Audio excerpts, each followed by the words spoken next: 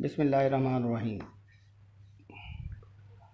अज़ीज़ तलबा व तालिबात, आज हमारा जो सबक है उसका उन्वान है झूठे आदमी, और ये हमारी दरसी किताब का दूसरा सबक है। इससे पहले हम सर सैयद अहमद ख़ान का लिखा हुआ एक मज़मून अपनी मदद आप पढ़ चुके हैं, जो हमारी नसर का हिस्सा नसर का पहला सबक था। और आपको मालूम है कि अच्छा खासा तवील और पुराना 150 साल पुरानी उर्दू में लिखा हुआ मज़मून था। 6 असबाक में उसको मुकम्मल किया था हमने। आज हम हिस्सा नसर के दूसरे सबक झूठे आदमी, ये भी एक मज़मून है जिसमें झूठ और झूठ बोलने वाले आदमियों के बारे में इज़हार ख्याल किया है। एक लिहाज से इंसानी नफ्सियात के ऊपर ज़रा सी तहकीक है जो कि मुसन्निफ़ ने की है। मुसन्निफ़ का नाम है मौलवी ज़काउल्लाह।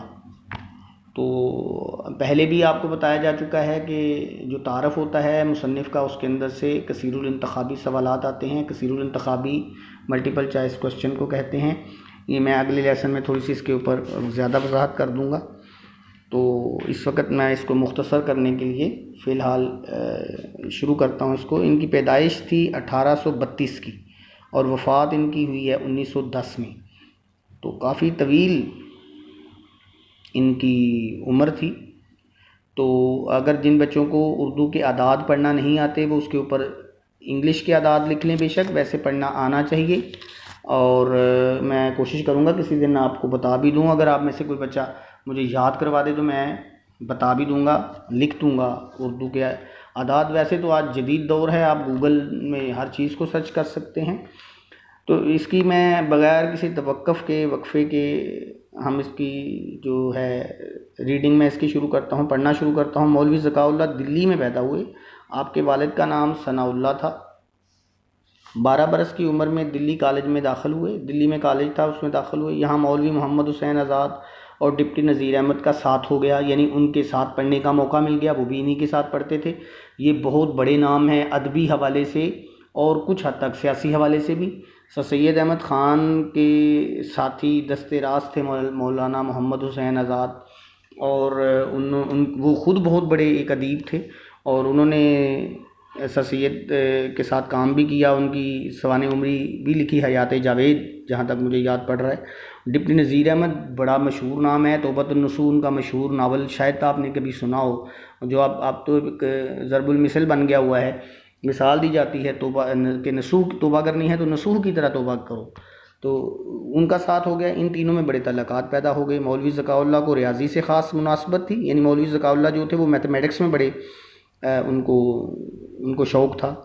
मास्टर रामचंद चंदर रियाजी के उस्ताद थे वहाँ, और अपने इस लायक शागिर्द पर ख़ास अनायत फरमाते थे, यानी बड़ी मेहरबानी करते, बड़ी नज़र करम करते, उनका बड़ा ख्याल रखते, उन पर तवज्जो देते। ज़काउल्लाह अक्सर अव्वल आते, यानी फ़र्स्ट आते क्लास में।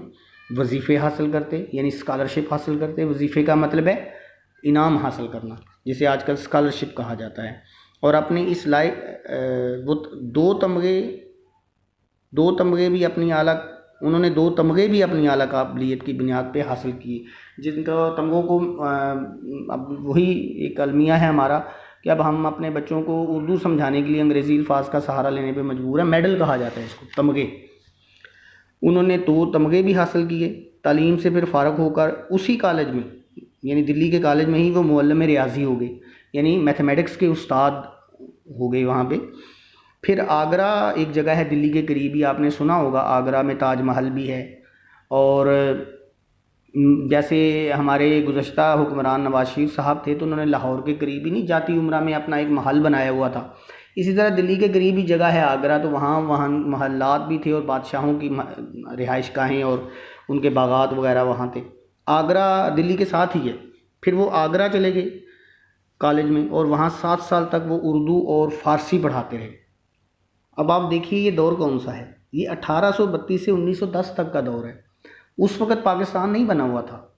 उस वक़्त अंग्रेज़ों और हिंदुओं का गलबा था मुसलमानों पर, लेकिन कॉलेजों में हमारी 1000 साला हुक्मरानी की तारीख़ की वजह से कॉलेजों में जो तालीम पर भी हमारी हुक्मरानी थी, और वहाँ फ़ारसी और उर्दू पढ़ाई जाती थी तब तक।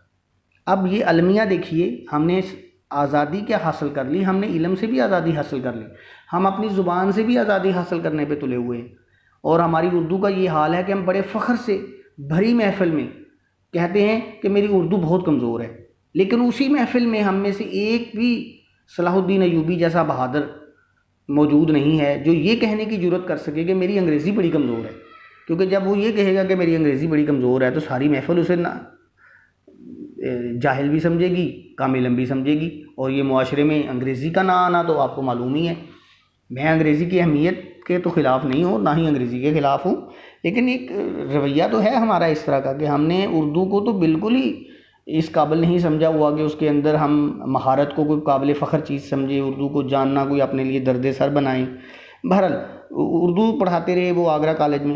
1855 में वो डिप्टी इंस्पेक्टर मदारिस हो गए। ये एक ओहदा है महकमा तालीम में, डिप्टी इंस्पेक्टर से छोटा होता है। और मदारिस आजकल स्कूल्स या कॉलेजेस का जो है ना उसके लिए लफ्ज़ मदारस आता है, मदरसे की जमा है, मदरसा स्कूल को कहते हैं, कॉलेज को भी कहते हैं। 11 साल वो डिप्टी इंस्पेक्टर मदारस है। ये अंडरलाइन करें इन चीज़ों को, ये MCQs बनेंगे। वो कब मदारस डिप्टी इंस्पेक्टर मदारस हुए, कितने साल उन्होंने ये अंजाम दिए, उन्होंने कितने तमगे हासिल किए, उनके रियाजी के उस्ताद का क्या नाम था, उनको किसका साथ मिला कॉलेज के अंदर, वो कब पैदा हुए, उनके वालिद का नाम क्या था, वो किस उम्र में दिल्ली कॉलेज में दाखिल हुए। ये सारे सवालात जो हैं MCQs में बन सकते हैं, आप ख़ुद बना सकते हैं।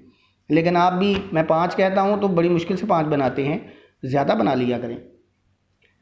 कुछ नहीं होता अगर तबे नाज़ुक पे कोई काम थोड़ा सा भारी गुजर गया, गिरां गुजर गया तो कुछ भी नहीं होता, ज़रा सी तबीयत ही ख़राब होगी, कुछ भी नहीं होता, ठीक हो जाएंगे बाद में। माशाल्लाह आप अभी जवान हैं और हिम्मत में हैं। फिर 1866 में नॉर्मल स्कूल दिल्ली के हेड मास्टर मुकर्रर हो गए। 1866 में नॉर्मल नाम का स्कूल था वहाँ पे। ये नॉर्मल स्कूल ये नहीं मतलब कि वो बिल्कुल ही नॉर्मल था, उसका नाम था नॉर्मल। दिल्ली में ही आ गए, यानी घूम फिर के उधर ही रहे। 3 साल के बाद ओरिएंटल कॉलेज की लेक्चरारी के लिए परवाना तकर्रर आया। परवाना तकर्रर का मतलब है अपॉइंटमेंट सर्टिफिकेट या अपॉइंटमेंट लेटर अंग्रेज़ी में। यानी परवाना यहाँ कहेंगे हम ख़त को, या लेटर को कहेंगे, या कागज़ को कहेंगे। तो उनको वहाँ अपॉइंटमेंट होगी उनकी ओरिएंटल कॉलेज में। लेकिन इत्तेफाक से इसके साथ ही मेयर सेंट्रल कॉलेज इलाहाबाद की प्रोफेसरी भी इन्हें पेश की गई। अब इलाहाबाद एक बहुत अहम जगह थी और ये अलीगढ़ के साथ ही थी। उन्होंने इलाहाबाद को तरजीह दी और 15 साल इसी कॉलेज में फ़ारसी के प्रोफेसर रहकर 1885 में पेंशन हासिल की। जो आप में से कोई बच्चे तारीख़ से दिलचस्पी रखते हैं, आपको मालूम होना चाहिए कि इलाहाबाद की क्या अहमियत है और 1885 की क्या अहमियत है। ज़रा जहन में ज़ोर डालेंगे, कोई चंद बच्चे बताएं अगर आपने जहन में। मैं अभी जवाब बताता हूँ तो फिर अपने पे फ़ख्र कीजिएगा। इलाहाबाद जो है, वहाँ खुतबा इलाहाबाद अल्लामा इकबाल ने 1930 में पेश किया था। ये बड़ी मशहूर जगह है, ये तो उसकी अहमियत हो गई। और 1885 की अहमियत भला क्या है? 1885 में कांग्रेस बनी थी, आपको पता है। Lord A.O. ह्यूम ने बनाई थी कांग्रेस, एक अंग्रेज़ ने बनाई थी। आज भी हिंदुस्तान की सबसे बड़ी सियासी पार्टियों में दूसरे नंबर पर है। पहले नंबर पे भारतीय जनता पार्टी है जिसके सरबराह मोदी साहब हैं। खैर, हम आगे बढ़ते हैं। फिर उम्र के बाकी 24 साल ये खाना नशीन रह के तसनीफ़ व तालीम में इन्होंने गुजार दिए। 24 साल बाद में ज़िंदा रहे पेंशन के। और खाना नशीन का मतलब है घर में ही रहे, और तसनीफ़ व तालीफ़ यानी किताबें लिखने में, पढ़ने में गुजार दिए। इनकी वफ़ात के बाद डिप्टी नज़ीर अहमद का एक मज़मून इनके मुतल्लक रिसाला तमद्दन दहली बाबत अगस्त 1911 में शाया हुआ था। यानी अगस्त 1911 में एक रिसाला तमद्दन उसका नाम था, और शाया करने वाले उस रिसाले में डिप्टी नज़ीर अहमद जो इनके साथ ही पढ़े हुए थे, कहाँ भला, दिल्ली कॉलेज में डिप्टी नज़ीर अहमद पढ़े थे। उन्होंने इनकी वफ़ात के बाद इनके बारे में एक रिसाला लिखा था। उसमें मौलवी ज़काउल्लाह के बाज़ ख़ास हालात लिखे हुए थे। इस मज़मून का इक़्तिबास दर्ज झैल है। इक़्तिबास यानी उसका एक हिस्सा कहते हैं कि हम ये नीचे लिख रहे हैं। बाज़ वो आगे फिर ये नीचे जो लिखे हुए 4-5 लाइनें हैं, ये जिसके ऊपर आप देख रहे हैं वावेन, ये 2 वावें वाओ की तरह की, इन्हें वावेन बोलते हैं। मैं अंग्रेज़ी का लफ्ज़ जानबूझ के नहीं इन्वर्टेड कामाज मैंने बोला, इन्हें वावेन बोलते हैं। बाज़ मुसलमान ये भी पूछ बैठ, ये नीचे वाला जो 3-4 लाइनें हैं ना वावेन के अंदर ये डिप्टी नज़ीर अहमद की हैं। आप बाज़ मुसलमान ये भी पूछ बैठते हैं कि मुस्लिम यूनिवर्सिटी किस किस्म के आलम पैदा करेगी। यानी मुस्लिम यूनिवर्सिटी अलीगढ़ की बात हो रही है। जो 5 यूनिवर्सिटियाँ आज तक पैदा ना कर सकें, आज को मौलवी ज़काउल्लाह ज़िंदा होते तो मैं इन्हीं को पेश कर देता कि मुस्लिम यूनिवर्सिटी दर्जे तकमील को पहुंचकर, यानी दर्जे तकमील का मतलब है मुकम्मल होकर, दर्जे तकमील का मतलब मुकम्मल होकर, वमा ज़ालिका अलल्लाहि बेअज़ीज़, इन जैसे आलिम पैदा करेगी। आगे एक अरबी का उन्होंने आयत लिखी है और कहा कि वो, मैं उन्हें बताता हूँ कि वो मौलवी ज़काउल्लाह जैसे जो हैं वो आलिम पैदा करेगी। करीमुन नफ्स, जो कि क्या थे, आगे उनकी खूबियाँ बयान करते हैं। वो करीमुन नफ्स थे, यानी बड़े ही करम करने वाले थे, करीम थे, रहम करने वाले थे। वसीउल अखलाक थे, बड़े वसी अखलाक थे उनके।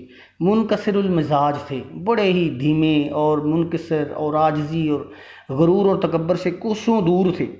रोशन दिमाग थे, हर चीज़ का रोशन पहलू देखते थे।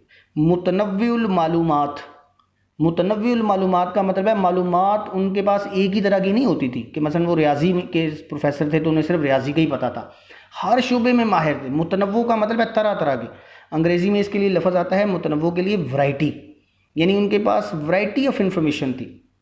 कसीरुत तसानीफ़ थे, उनकी बेतहाशा किताबें थी, बहुत ज़्यादा कसीर तसानीफ़ थी, तसनीफ़ की जमा है।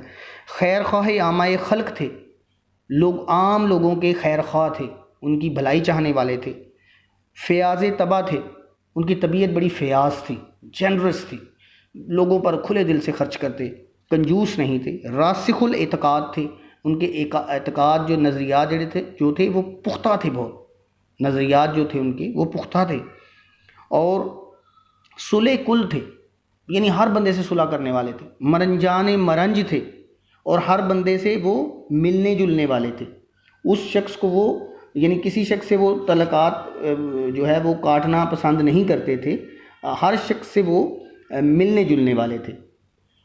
फिर आगे उनकी ये यानी दूसरे लफ्ज़ों में एक उसकी तस्दीक कर दी है मौलवी ज़काउल्लाह के अखलाक, किरदार, उनकी फ़ज़ाइल की। डिप्टी नज़ीर अहमद ने अपनी एक किताब में जो रिसाला तमद्दन में उनका ये मज़मून छपा था, अपने एक मज़मून में जो उनके फ़ज़ाइल बयान किए हैं। आगे फिर उनकी तसानीफ़ लिखी हैं, तारीख़ हिंदुस्तान, कर्ज़न-नामा, आईन कैसरी, फ़रहंगे फ़रंग। तो यहाँ मैं आपको ये कर्ज़न तो आपने सुना ही होगा नाम, ये लॉर्ड कर्ज़न था एक हिंदुस्तान का, शायद आपको याद हो। फिर आईन कैसरी, आइन कानून को कहते हैं, कैसरी बादशाहत को कहते हैं, फ़रहंग लुगत को कहते हैं, फ़रंग अंग्रेज़ को कहते हैं। फ़रहंगे फ़रंग का मतलब है अंग्रेज़ों की डिक्शनरी या अंग्रेज़ों की लुगत। तो चूँकि लेक्चर को मुख्तसर रखना है तो इस वजह से मैं आज का लेक्चर इधर ही ख़त्म कर रहा हूँ। इसके MCQs भेज के मुझे व्हाट्सएप कीजिए, जितने मैक्सिमम आप बना सकते हैं। तो इसके बाद इंशाल्लाह अगले लेक्चर में आपसे मुलाकात होगी। और एक जो मैं बात है, वमा ज़ालिका अलल्लाहु बेअज़ीज़, इसका मतलब आप लिख लें कि अल्लाह इन जैसे आलम और पैदा करेगा, यानी वो इतने अच्छे थे कि अल्लाह ताला ज़रूर इन जैसे और आलम पैदा करेगा। तो ये इसका तारफ़ हमारा मुकम्मल हो गया। कल इंशाल्लाह हम झूठे आदमी जो मज़मून है उसको हम आगे पढ़ेंगे और अल्लाह ताला के फ़ज़ल व करम से उसका आगाज़ करेंगे।